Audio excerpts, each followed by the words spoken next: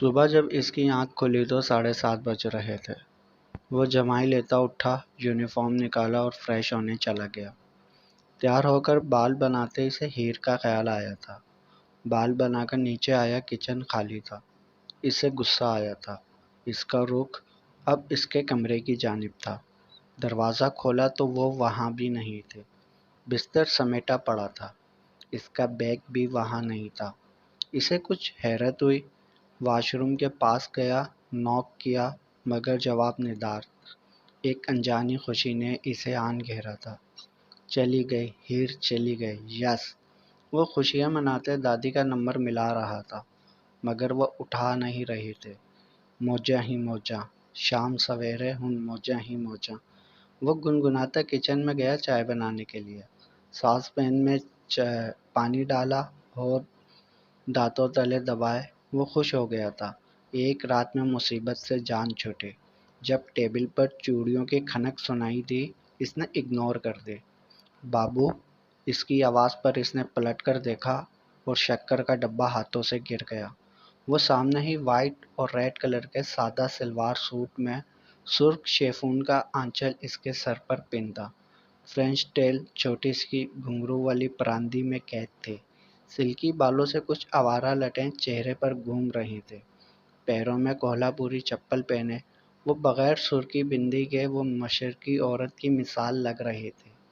بابو، ناشتہ بن گیا ہے، گرم ہے، کھا لیں ورنہ ٹھنڈا ہو جائے گا۔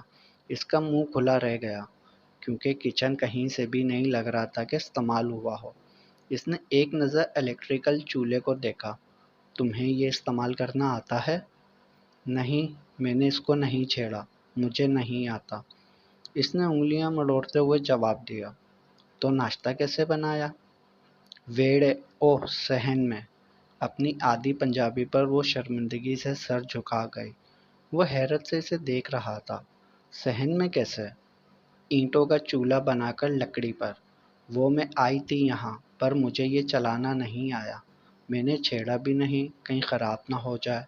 پھر میں صحن میں گئی، وہاں اینٹیں اور لکڑیاں پڑی تھیں۔ آپ کو دیر ہو جاتی تو اس لیے میں نے وہاں بنا لیا۔ وہ اس کی عقل پر دنگ رہ گیا تھا۔ اس کے نہایت قریب سے اسے گھورتے ہوئے آگے بڑھ گیا، جہاں ٹیبل پر پراٹھا، انڈا اور چائے پڑی تھی۔ چائے میں سے بھاپ نکل رہی تھی۔ اس نے کپ کو ہاتھ لگایا، جو کافی گرم تھا۔ پراٹھا بھی گرم تھا۔ وہ چپ چاپ ناشتہ کرنے لگا۔ اچھا سنو، آج گھر کا کام اچھے سے کر لینا، اور آج میرے کچھ دوست کھانے پر آ رہے ہیں، یہی کوئی 10 لوگ ہوں گے۔ کھانا بنا لو گے؟ اس نے مسکرا کر اثبات میں سر ہلا دیا۔ تو ٹھیک ہے، سامان دیکھ لو اور جو کم ہو اس کی لسٹ بنا دینا۔ میں امانت کو بھیجوں گا، وہ سامان لا دے گا۔ ٹوپی اور ڈنڈا اٹھاتا وہ باہر کی جانب بڑھ گیا۔ وہ بہت کچھ پوچھنا چاہتی تھی، مگر اسے پیچھے سے آواز دینا مناسب نہیں لگا۔ یہ تو چلے گئے، بتایا بھی نہیں کہ بنانا کیا ہے۔ یہ والا چولہا بھی چلانا نہیں سکھایا، اور لسٹ مجھے لکھنا بھی نہیں آتا، کیسے کروں گی میں؟ اس نے اس کی پلیٹ میں دیکھا، جو وہ آدھا ناشتہ وہیں چھوڑ گیا تھا۔ ہر خیال ذہن سے جھٹک کر اس نے وہی ناشتہ کر لیا اور مسکرا دی۔ وہ تھانے آیا تو مہتاب نے اس کے سامنے ایک فائل رکھی اور پریشانی سے اسے دیکھنے لگا۔ مرزا نے مسکرا کر اسے دیکھا۔ کیا ہوا؟ مرزا، اب بھی کہہ رہا ہوں، چھوڑ دے، بند کر دے کیس۔ چند لڑکیاں ہی اغوا ہوئی تھیں جو آزاد ہو گئی ہیں۔ اس نے حیرت سے اسے دیکھا۔ صرف چند لڑکیاں؟ وہ کسی کی بیٹی بہن تھیں۔ یار مجھے بھی افسوس ہے، مگر مجھے ڈر لگ رہا ہے، کیونکہ تو ہاتھ نعمان شیرازی پر ڈالنے جا رہا ہے۔ وہ پولیٹیکل لیڈر گنڈا ہے، بہت خطرناک ہے۔ اس نے افسوس سے سر جھٹک کر فائل کھولی، جو نعمان کی ہسٹری تھی۔ اس پر کئی کیس تھے، کئی معاملات میں پھنس چکا تھا، مگر اتنے بڑے پولیٹیکل لیڈر سے کون پنگا لے؟ مہتاب افسوس سے بس اسے دیکھتا رہ گیا۔ مرزا بات سن۔ بس مہتاب، بہت ہو گیا۔ جب یہ وردی پہنی تھی نا تو قسم کھائی تھی تن من دھن سے اس ملک کی خدمت کرنے کی، ڈرنے کی نہیں۔ جان بھی چلی گئی تو کوئی ڈر نہیں۔ مرزا جان اپنی جائے تو کوئی ڈر نہیں، مگر جب بات اپنوں پر آ جائے تو بہت ڈر لگتا ہے۔ پہلے تو اکیلا تھا، اب تیرا نکاح ہو گیا ہے، بھابھی بھی ہیں۔ یہ گندے لوگ کب پروفیشنل سے پرسنل ہو جائیں پتہ ہی نہیں چلتا۔ کہیں وہ انہیں مہتاب، میری بیوی میری پرابلم، میری جان میری پرابلم، تو فکر مت کر، مجھے کسی کی فکر نہیں، چاہے جس کی مرضی جان چلی جائے۔ اس بات پر مہتاب بس اس کا منہ دیکھتا رہ گیا تھا۔ اس نے سارا سامان دیکھ لیا تھا، 9 بج چکے تھے، اسے کچھ بھی سمجھ نہیں آ رہا تھا کہ کیا کرے، کیا بنائے کہ اچانک ٹیلی فون بجا۔ وہ ڈر گئی تھی، پھر ڈرتے ڈرتے اس نے فون اٹھایا۔ ہاں میں بول رہا ہوں۔ میں کون جی؟ اس کے سوال پر مرزا نے حیرت سے فون کو دیکھا۔ مرزا بول رہا ہوں۔ جی ہاں جی۔ وہ سامنے نہیں تھا، پھر بھی اس نے دوپٹے سے بال چھپا لیے تھے۔ ہاں وہ میں نے پوچھنا تھا، کیا سوچا ہے تم نے کھانے میں بنانے کا؟ وہ جی میں پوچھنا تھا مگر آپ چلے گئے، پھر میں نے پوچھا ہی نہیں۔ میں سب کچھ بنا لیتی ہوں جی، سوائے انگریزی کھانوں کے۔ یہ بات اس نے شرمندگی سے کہی تھی۔ ہاں تو تم بریانی، پلاؤ، کھیر، کوفتے، اور دانیال کو کیا پسند ہے؟ ہاں شامی کباب کڑھائی بنا لینا، 10 لوگوں کے لیے۔ اس کی فرمائش پر وہ کچھ پل سوچ میں پڑ گئی۔ وہ فون کو گھرتا مسکرا دیا تھا۔ ہو گئی بولتی بند مسٹر شیف۔ مس ہیر، کیا ہوا، بنا لو گی نا کہ منع کر دوں؟ سوچ لو۔ وہ تو چاہتا کہ وہ منع کرے اور وہ دادی سے شکایت کرے کہ ان کی سگڑ بہو نے کھانا بنانے سے انکار کر دیا ہے۔ نہیں میں تو یہ سوچ رہی تھی جی کہ اتنا کھانا بنانے کے لیے گھر میں اتنے پتیلے، میرا مطلب بڑے برتن ہیں جی۔ اس نے بیزاری سے فون کو گھورا۔ وہ تمہارا مسئلہ ہے۔ کھٹ سے فون بند کر دیا اور وہ ہیلو ہیلو کرتی رہ گئی۔ اب کیا کروں؟ برتن ڈھونڈوں اور ان سب کے لیے سامان کا کیا کروں؟ کس سے لکھواؤں؟ وہ افسردہ سی بیٹھی تھی، اسے کچھ بھی سمجھ نہیں آ رہا تھا کہ کیا کرے، جب اچانک دروازہ بجا۔ پہلے تو وہ پریشان دیکھتی رہی اور سوچتی رہی کھولے یا نہ کھولے۔ جب زیادہ ہی بجنے لگا تو اس نے کھول ہی دیا۔ سامنے آنکھوں پر گلاسز لگائے کوئی کپ پکڑے کھڑی تھی۔ اس نے مسکرا کر اپنا چشمہ ٹھیک کیا اور ہنس کر بولی، آپ یقیناً بھابھی ہیں، مرزا بھائی کی وائف، نائس ٹو میٹ۔ اس نے ہاتھ آگے بڑھایا جو اس نے ڈرتے ڈرتے پکڑ لیا۔ وہ ابھی اس سے ڈر رہی تھی مگر یہی تھی وہ جس نے مرزا کے دل کی راہیں اس کے لیے ہموار کرنی تھی، مگر کیا دائم کے دل میں وہ گھر کر پائے گی؟ میرا نام امل ہے، میں یہاں سے آپ کے ہمسائے میں رہتی ہوں، کیا آپ مجھے 1 کپ چینی دے سکتی ہیں؟ پلیز جلدی دے دیجیے گا، مجھے یونی بھی جانا ہے۔ وہ اتنی تیزی سے بولی کہ ہیر اس کا چہرہ ہی دیکھتی رہ گئی۔ اس نے اس کی آنکھوں کے سامنے چٹکی بجائی۔ جی دے دیتی ہوں۔ اچھا آپ پڑھی لکھی ہو؟ اس کے دماغ میں ابھی ابھی یہ خیال آیا تھا۔ پڑھی لکھی؟ میں ٹاپر ہوں، ابھی ابھی 2nd سیمسٹر میں میری سی جی بھی 4.5 آئی ہے۔ اس کی بات ہیر کے سر سے گزر گئی تھی۔ اگر آپ کے پاس وقت ہو تو کیا آپ مجھے کچھ سامان لکھ دیں گی؟ کیوں نہیں، بتائیں نا۔ کپ ہیر کو تھماتے وہ سکون سے صوفے پر بیٹھ گئے۔